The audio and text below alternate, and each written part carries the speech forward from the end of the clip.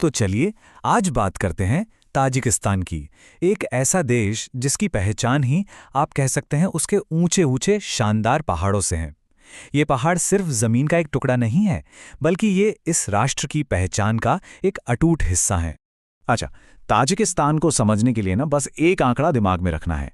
93%। जी हाँ, इस देश का 93% हिस्सा पहाड़ों से ढका है। और देखिए, ये सिर्फ एक नंबर नहीं है, यही वो सच्चाई है जो वहाँ के जीवन के हर पहलू को, हर चीज को तय करती है। तो यही जो पहाड़ों वाली सच्चाई है ना, ये इस देश की पूरी कहानी की कह सकते हैं नींव है। चाहे वहां के लोगों की संस्कृति हो या फिर देश की अर्थव्यवस्था, सब कुछ, हर पहलू पर इसका गहरा असर पड़ता है। अब देखिए, ये देश सेंट्रल एशिया के ठीक बीच में है, मतलब पूरी तरह से लैंडलॉक्ड, चारों तरफ जमीन ही जमीन। और यहाँ की जमीन सिर्फ ऊबड़ खाबड़ नहीं है भाई, ये तो दुनिया की कुछ सबसे ऊंची पर्वत श्रृंखलाओं का घर है। पामीर और अलाई जैसी रेंज यही हैं। कुछ चोटियां तो 7,000 मीटर से भी ऊंची हैं, यानी 23,000 फीट। लेकिन हाँ, ये जो जबरदस्त खूबसूरती है, ये अपने साथ बड़ी बड़ी चुनौतियां भी लेकर आती हैं, जैसे कि लगातार आने वाले भूकंप। तो सवाल ये उठता है कि ऐसे माहौल में, मतलब इन ऊंचे ऊंचे पहाड़ों के बीच रहने वाले लोगों का जीवन कैसा होगा, उनकी संस्कृति पर इसका क्या असर पड़ा है। चलिए अब जरा इसे देखते हैं। देखिए, यहाँ की कुल आबादी में से करीब 80% लोग जातीय ताजिक हैं और इनकी भाषा फारसी से काफ़ी मिलती जुलती है।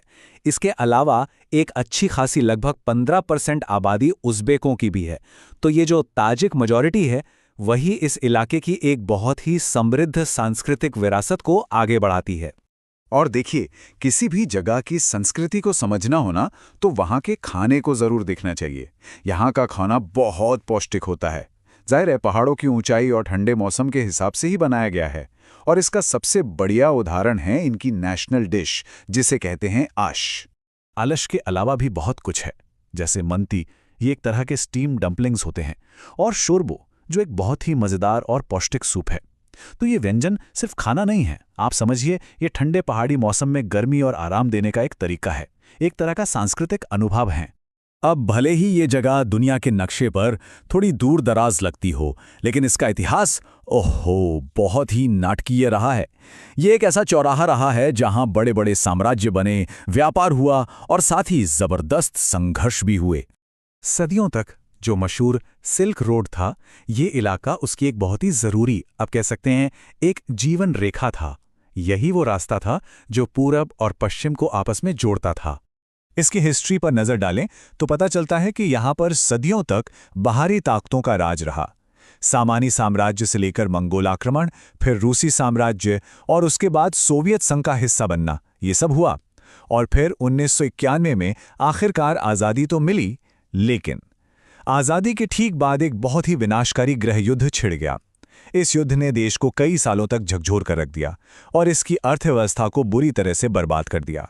और उसी गृह युद्ध की जो छाया है ना, वो आज भी ताजिकिस्तान की आर्थिक चुनौतियों पर साफ साफ दिखती है।